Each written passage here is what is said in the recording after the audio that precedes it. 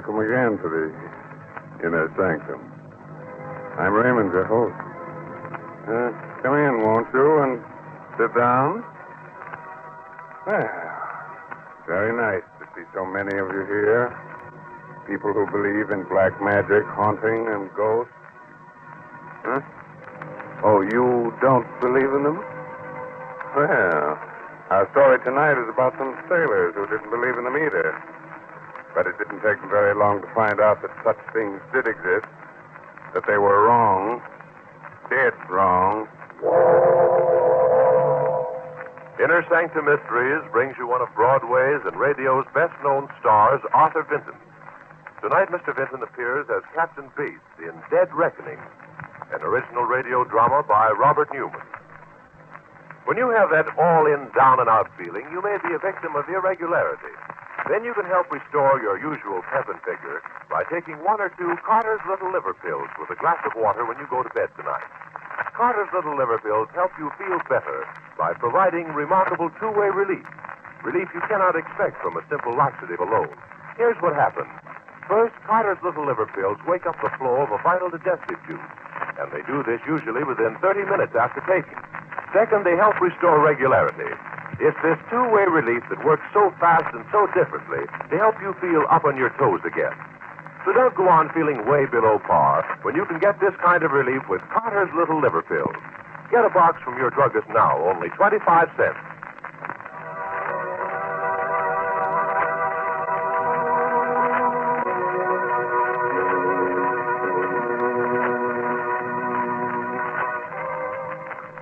And now I think we're ready. Ready to begin as weird and eerie a tale as ever made a sailor wish he'd never seen salt water. A story of something that came out of the fog to drag men to death in watery graves. So, if your nerves are good and you're not afraid of nightmares, then turn down the lights and listen to Dead Reckoning. The great banks which lie off our eastern seaboard are perilous waters, shrouded throughout most of the year by heavy fog. Slipping through the thick gray pall, with fog on wailing like a lost soul, is a small tramp steamer. It is late afternoon. There are two men on the bridge. Suddenly, the door of the wheelhouse opens. Afternoon, Mr. Ross. Good afternoon, Captain. Weather still is pretty dirty, eh? It's thicker than ever. You got lookouts posted? Just one man in the bow and one aloft. Good. I've been sailing these waters for 20 years, and I'm never really happy till I'm off the bank. I know, sir. Guess it's the fog. Never knowing what's ahead of you. What's likely to come out of it. Something's ahead, sir. Just off the port bow. What? Where? There it is, a schooner. It's almost dead ahead. Put your helm over hard. Hard over it is, sir. He's still coming with... There, we're just clear astern. Another half minute, we'd have cut her in two. Ahoy, you lubbers! What in thunder's the matter with you? Why aren't you sounding your foghorn? Something does seem to be the matter, sir. There's no one at the wheel. Yes, you're right. No one at the wheel, no one on deck, and... Look there. A distress signal. We'd better look into this. Half speed astern. Half speed astern, sir. Half speed astern. What do you think it is? I don't know. But she looks to me as if she's been abandoned.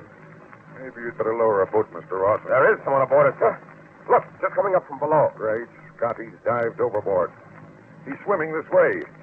Up forward, Mr. Ross, and heave him a line. And when you get him on board, bring him up here. Aye, aye.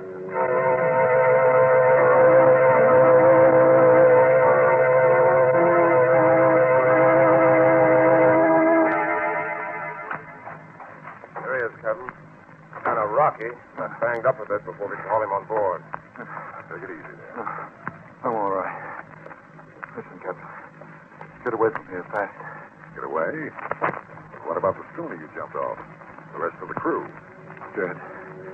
Every last man. Dead? I'm the only one left alive. Dead of what? That thing got them. One after another. That gray thing from the sea. If I hadn't locked myself in the galley, it would have... What are you talking about? Oh, I'm sure you'd better lower a boat. Take a look-see, Mr. Ross. Aye, aye, sir. No. No, you fools. Don't you realize that it's still there on the schooner? He wanted to follow you back here, kill you off one by one, too. Don't you realize? Oh, here, catch him off. I've got him. Good. All right, inside here to my cabin. All right. Put him in on my bunk, yes? There we are. Poor devil. He was shot. Think he's out of his head, sir? I don't know. It might be all imagination. On the other hand, We should investigate. I'll take a boat over and see what I can see.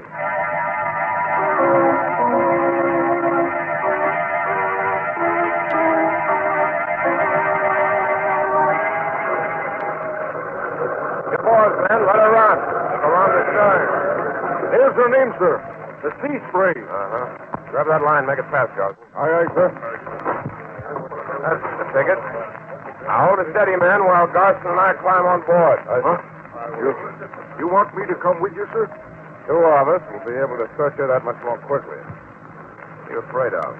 I don't know, sir. I mean, nothing, sir. Come on.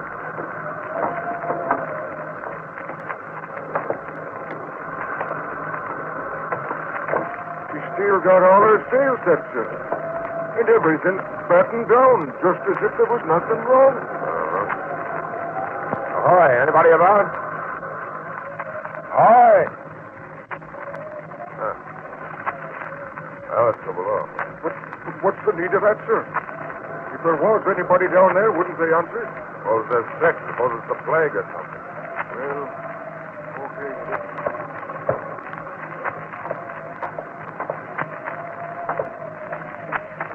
Everything's shipshape down here, too. Closed, careful. Still under all the bunks. That must be the galley. Take a look in there, Garson. I see. Nothing in here either. Hot still on the stove like the cook had just been fixing supper. Couldn't have been a fire, sir. No sign of it anywhere.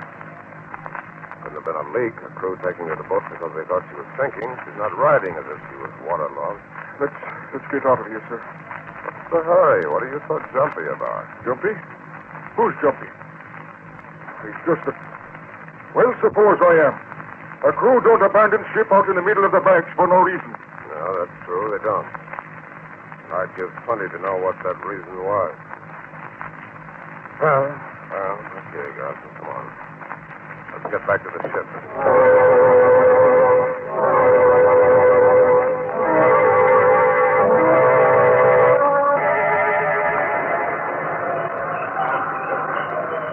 Make sure the boat's in place and everything's stowed properly before we get underway, man. Right, sir, we will.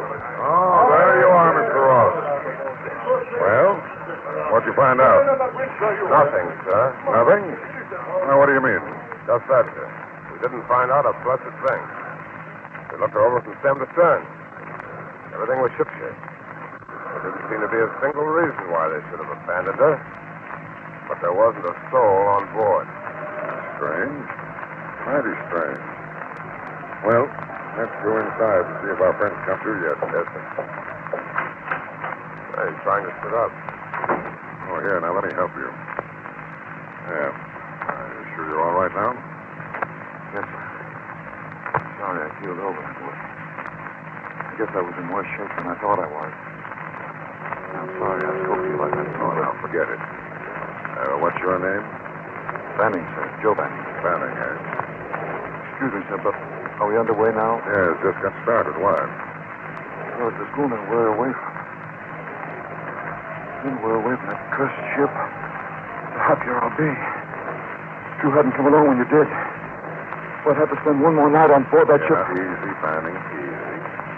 There's nothing to worry about now. The war began 2 nights ago. We've been out on the bank. We're fishing. For about 3 weeks by then. We were just starting back to port when the water went funny. Funny? How? Turned salty and red. Red as blood. Rust. Corrosion in your tank. That's what we thought at the time. But that night, men started disappearing. Disappearing? Captain Bassett himself was the first. I left him at the wheel. I went below to get some grub. When I came back on deck, he was gone. Gone? Gone where? We didn't know. We put about, went back looking for him. We never found him. Stevens, the mate, took over, took the next trick at the wheel. When it was time to change watches, we found that he was gone, too. What are you getting at? The truth. Well, we figured we could still make port even though we were short-handed. Anyway, we were pretty sure we'd be off the banks, out of the fog belt by morning, so that if we blew a distress signal, it would be seen. But in the morning, there was still fog all around us. It was like we couldn't get away from it. And another man was gone. Now, look here, Now, just a second, Mr. Ross. Let him finish. And that's the way it went? One man after another disappearing with no way of telling where they'd gone or what had happened to them? Not exactly, sir. 2 more men went that day. Another that night. That left only 2 of us, Ross and myself. We were near crazy by that time. Trying to stick together. But we had to have someone at the wheel and we had to weed. I went down to the galley to get some hardtack. While I was down there, I heard Larson scream. I went back to the bridge. There he was fighting with it. What? That's just it. I couldn't really see it. Larson let out that one yell. Then went backward over the rail. I stood there staring. And all of a sudden I felt something. Something soft and slimy trying to take hold of me. I dived back down to the galley. Slammed the door. Wait a minute. You mean... Honey, something had come out of the fog and boarded the schooner. Something you couldn't see. It got all the rest of the crew, and if you hadn't come along when you did, it would have gotten me, too. Let's see. How long has it been since you had anything to eat, Fanning? Since you had any real rest? About 3 days. Well, now, suppose you see the cook. Have him give you something hot and then go forward and get some sleep, eh? We'll talk about this again in the morning. You don't believe me, sir, do you? You think I'm out of my head? Oh, now, Fanning. You run along, and like I said, we'll talk about this some more tomorrow, eh? Yes, sir.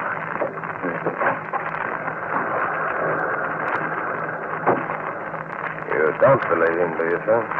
You mean you do? Well, I don't know. But I won't be sorry when we get off the banks out of this fog tomorrow.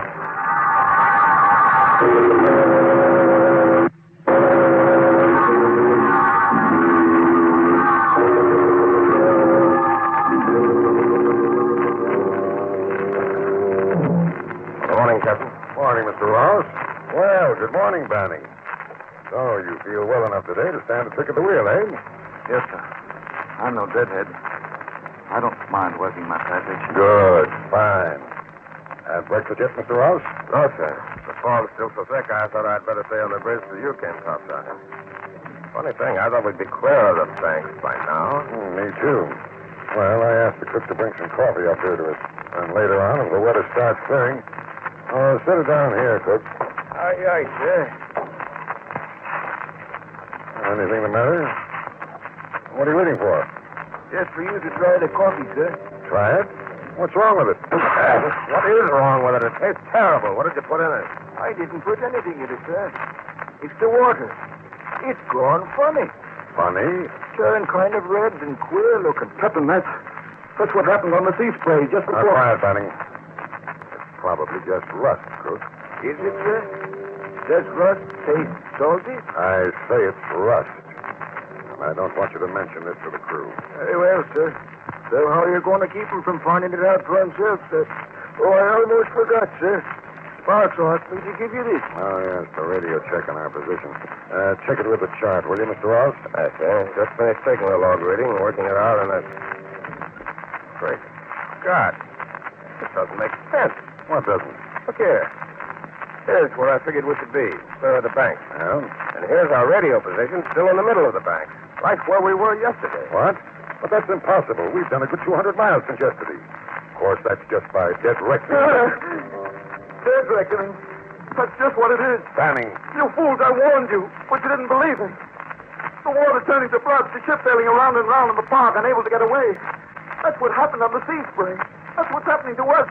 Don't you realize what that means? That thing from the sea. It's here on board this ship.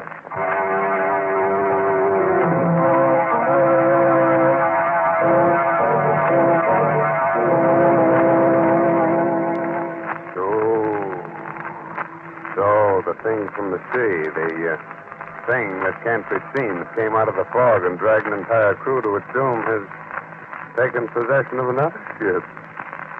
Will the same thing that happened to the Sea Spray happen again? In just a moment, we'll find out. Meanwhile... Don't sit back and envy the life of the party all that pep and ginger. You may suffer a headachy, sluggish feeling due to irregularity, but thousands of others do too. And many of them shake it off by taking Carter's Little Liver Pills. Try them tonight according to the directions on the package. Then tomorrow morning, see if you don't feel you can lick your weight in Wildcat. Here's the sound medical reason why Carter's Little Liver Pills are so effective. They can give you two-way relief for sluggishness, something you cannot expect from a simple laxative. First, Carter's Little Liver Pills wake up the flow of a vital digestive juice, and they start to do this usually within 30 minutes after taking. Second, they help restore regularity. It's this two-way relief that helps you feel better.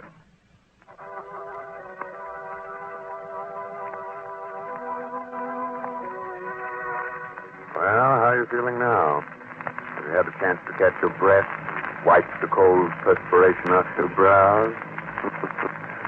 Oh, what you've heard so far hasn't bothered you, huh? Wait. Just a moment later now, and the three men are still on the bridge. Standing at the wheel, Ross and Captain Bates staring at him incredulously. I tell you, you're mad, Banning, out of your head. So you still don't believe me, eh? Did the water turn into blood or not? Of course it didn't. That's nonsense. It's just rust, corrosion in the tank. And the fact that we're still in the same place you were yesterday after sailing for 24 hours? Our figuring was just off, that's all. Dead reckoning's never completely accurate. All right, Captain. That's the way you want it, fine. But I wonder what you're going to say when the men start disappearing. Enough, Banning. Who else is on watch, Mr. Ross? Who's the lookout? Ready, sir. I'll go get him. Tell him to come up here and take Banning's place at the wheel. Aye, sir. Ready, ahoy there. Hey. Now, as for you, Banning, you'd better get back to your bunk and lie down. Yes, you're sick. Mr. Ross should never let you stand a watch. Oh, I'm sick, am I? It's all my imagination. Okay, Captain. Let's say you're right about the water. Our position. What about the sea spray? What happened to my shipmates, the rest of the crew? I don't know, and I can't worry about that right now. That's something for the Coast Guard to look into. But I'm not going to have you scaring the wits out of my crew. So if you say one more word about this to anyone... All right, Captain. I won't. I've got a hunch I won't have to. What do you mean? Nothing except that... Captain Smitty's not there. He's gone. Gone? Gone where? I don't know. He reported here at 8 bells, went up to the bow to relieve Blake. That's the last anyone saw of him. You dumped the galley, the forecastle? No, sir. He must have dropped off to sleep or something. Fallen overboard. Fallen overboard. That's what we thought on the sea spray when Captain Bassett disappeared. But he didn't fall. He was dragged overboard by that thing. Will you shut up, Banning? I won't shut up. What can I say to make you believe me? I said it was here on board this ship. And it's going to get the rest of us one by one unless... There's only one thing to do. Take to the boat. Set fire to the ship and abandon it. What? No, I know you're mad. Get up forward and stay there. All right, Captain. I'll go. But remember, I warned you. Anything that happens from now on is on your conscience.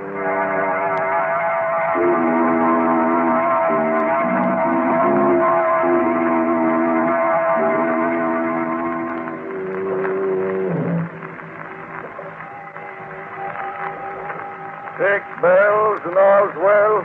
Keep where she goes, Garson. South-southwest. Aye, sir. South-southwest. Blasted fog. So thick as ever. That's the ship's length ahead. No, sir.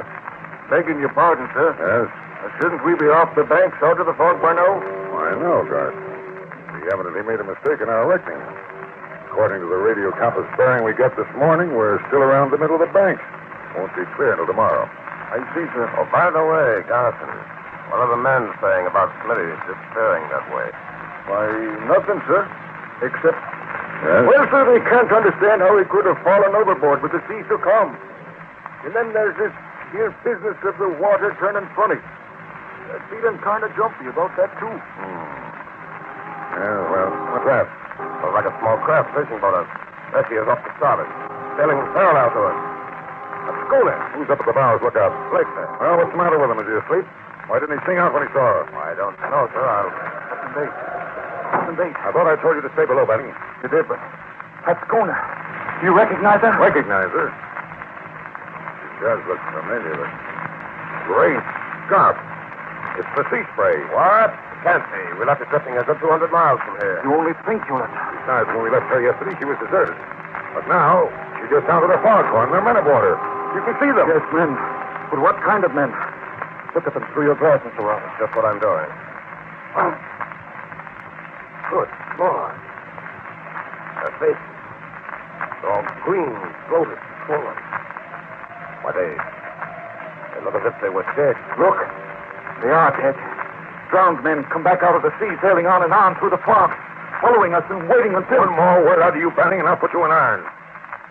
Give me that glass, Mr. Ross.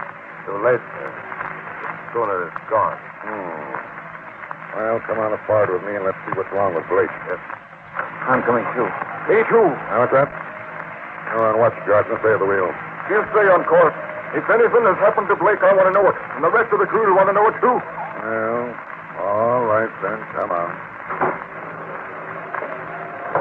I don't like this, sir.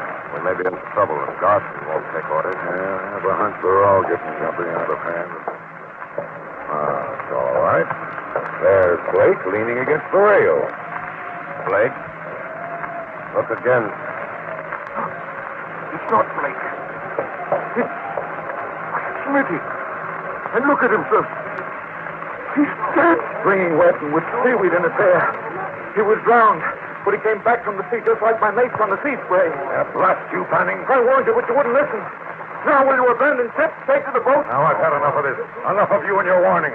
Grab him, Carson, Mr. Ross. I won't go through it again. I can't. Having one man after another go over the side track to his captain. I know you're sooner or later.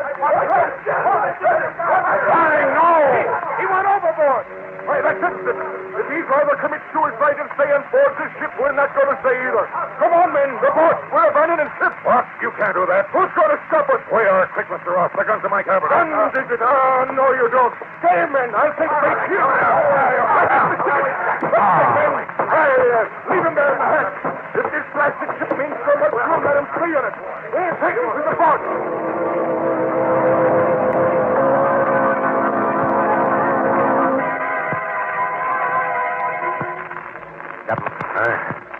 Captain Bates. Oh, yeah. Why, what happened? Don't you remember? The men, after Banning jumped overboard, they went crazy. Yes. I remember now. They swarmed all over us. Did they really go? Abandon ship? Every last man. We're all alone, just the two of us. Help me up, will you, Mr. Ross? I'm still a little shaky. Of course. There you are. They didn't take the life raft, sir. We could probably get one of them over the side and... You mean you want to abandon ship, too?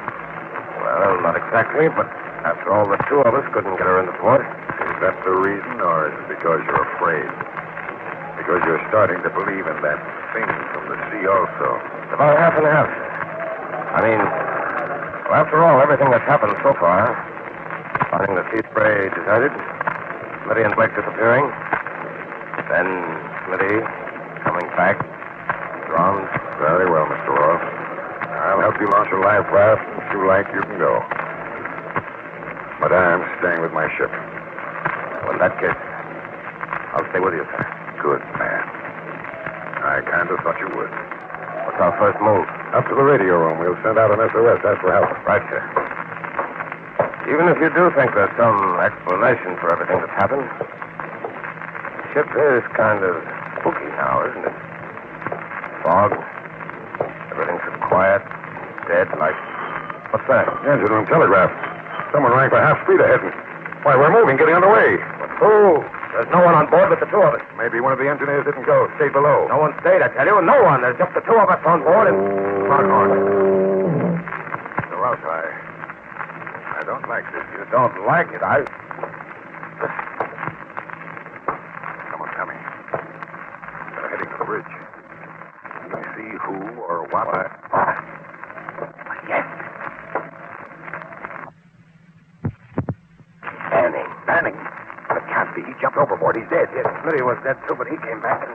Where are you going? I'm going to get to the bottom of this. I'm going to see if a corpse can fight back. Captain, wait, I... Look out, Captain, he's got a gun.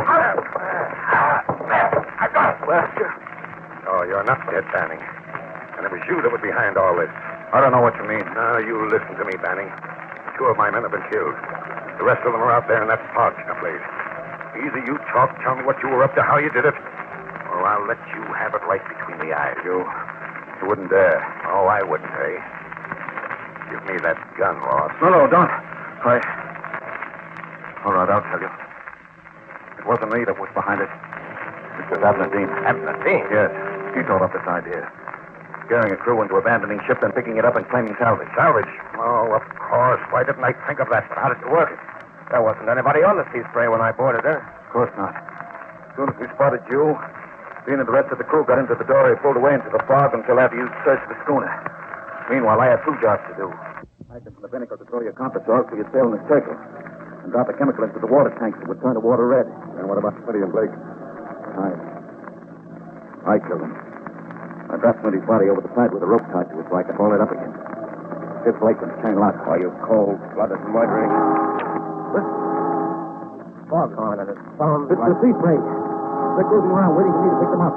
And there they are. Dead ahead. So we'll have Ross. Hurry, we're heading straight for him. If we don't gear up, we'll hit him.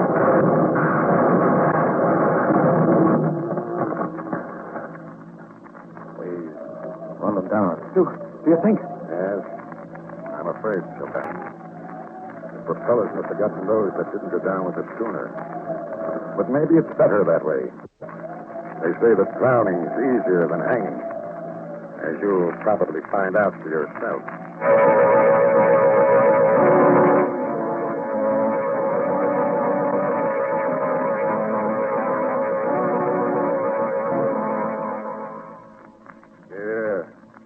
What's that? You knew there was no such thing all the time? Of course you did. But just the same, if I were you, I wouldn't try to stand up just yet. With your knees knocking together like that, you might find it a bit difficult, huh? But I do hope you enjoyed tonight's story. Glad you'll be with us again next week at this same time. And if in the meantime you should happen to take an ocean trip, and if while you're out you should run into heavy weather, and while you're standing alone on the deck at night, something should reach out of the darkness and grab hold of you. But don't worry. It won't be the thing from the sea. It'll just be one of the other passengers trying to find his way to the rail. Oh, yes. If you haven't done so, be sure to read this month's Inner Sanctum Mystery, Footsteps Behind Her, by Mitchell Wilson. Will you wake up tomorrow morning feeling chipper and spry? Or will you crawl out of bed with that sluggish, headachy, what's-the-use feeling due to irregularity? Well, try this. Just before you go to bed tonight, take 1 or 2 Carter's Little Liver Pills with a glass of water. Then see if tomorrow morning isn't rosy and bright. See if your usual pep and cheerfulness aren't back. There's a sound medical reason why Carter's bring you these remarkable results. Carter's Little Liver Pills provide 2-way relief. Relief you cannot expect from a simple laxative alone. First, they wake up the flow of a vital digestive juice. And they start to do this usually within 30 minutes after taking. Second, they help restore regularity. It's this 2-way relief that helps you feel better so fast and so differently. Good night. Pleasant dreams, huh? This is the Blue Network.